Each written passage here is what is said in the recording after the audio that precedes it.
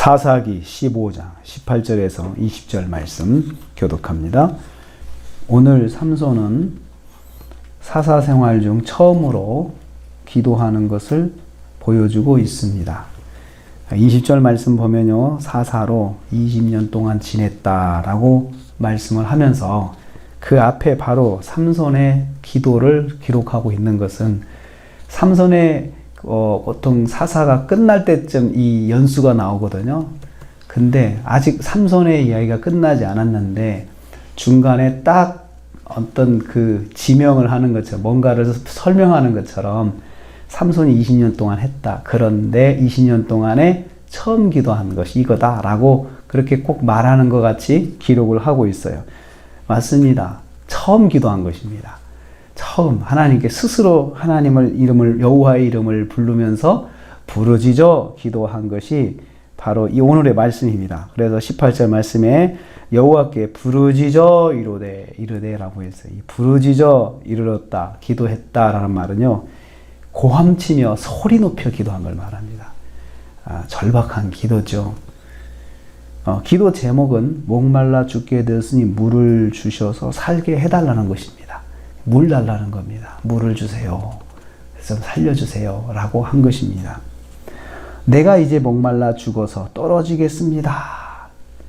나실인 삼손, 사사 삼손이 처음으로 하나님께 엎드려 기도하는 제목인데요. 매우 개인적인 기도 제목입니다. 그 정도 사사다, 나실이다 하면은 블레셋의 위험에 있을 때 나라와 민족을 위해서 기도해야 될 거 아니에요? 그런데 처음 기도한 기도 제목이 나라와 민족을 위한 기도 제목이 아니었어요. 삼손은 한 번도 사사로 있으면서 나라와 민족을 위해서 기도해 본 적이 없는 사람이에요. 그런데도 하나님께서 그가 첫 번째 목말라 죽게 되었을 때 기도할 때 하나님께서 참 귀하게 보신 거예요. 그걸 기록하고 있어요. 매우 초보적인 기도 제목입니다. 그래도 이 기도가 삼손이 20년 사사 생활 중 처음으로 스스로 구한 기도 제목으로 기록하고 있습니다. 저는 이 말씀 보면서 깨닫습니다. 기도는 기도다.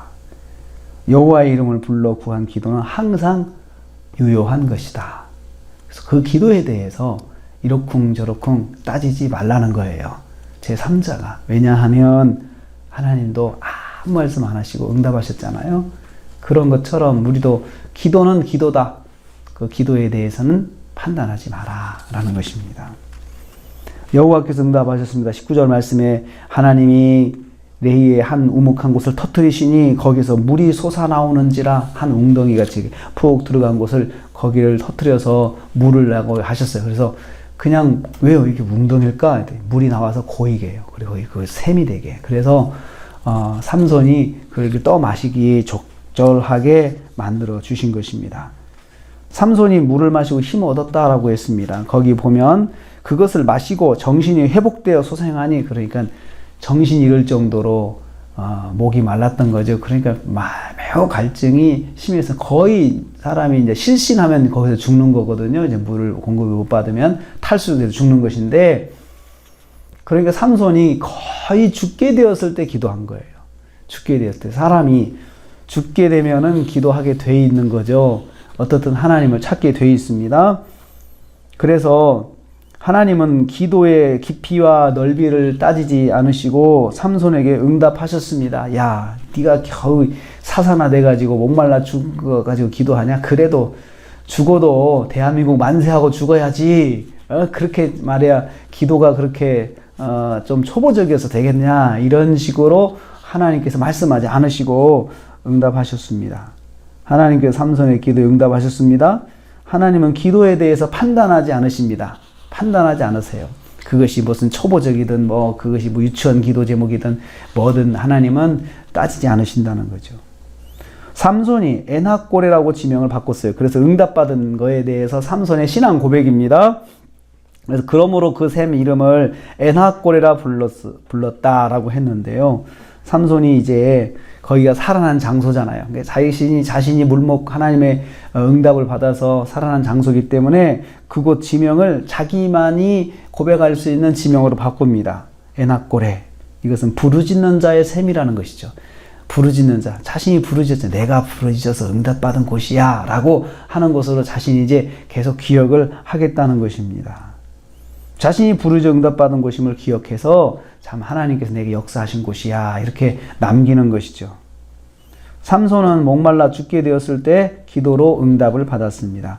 삼손은 응답하시는 하나님을 처음 경험한 거예요. 거기서.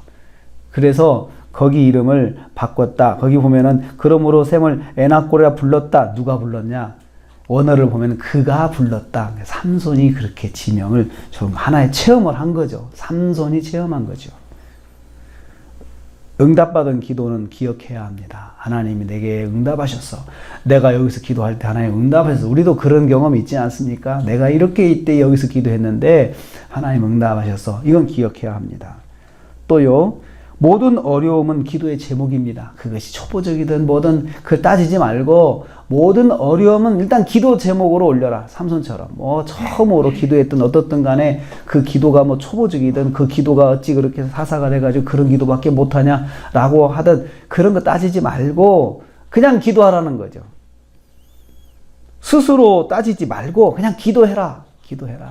그래서 이렇게 성도님들 보면 아유 내가 이런 기도 해도 되나? 하나님이 이런 기도도 들으실까? 아유, 너무나 염치 없는 기도 제목이라 그거 따지지 말라는 거죠. 일단 기도해라. 판단은 하나님이 하시고 응답은 하나님이 하시는 것이고 오늘 말씀 보면 하나님께서 삼손을 따지지 않으셨어요.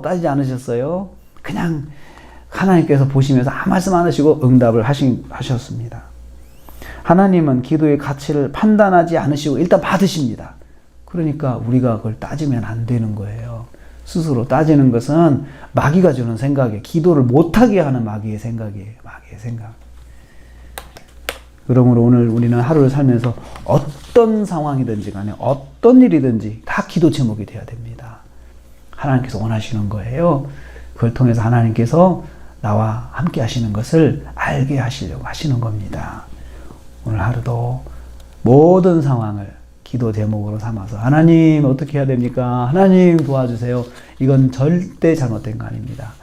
그래서 그렇게 오늘 하루도 이렇게 기도하면서 모든 일을 하나님께 구하면서 또 응답받으시고 체험하시고 승리하시는 하루가 되시고 또 주말과 주일에 또 큰 은혜를 받으시기를 주님의 이름으로 축복합니다. 하나님 감사합니다.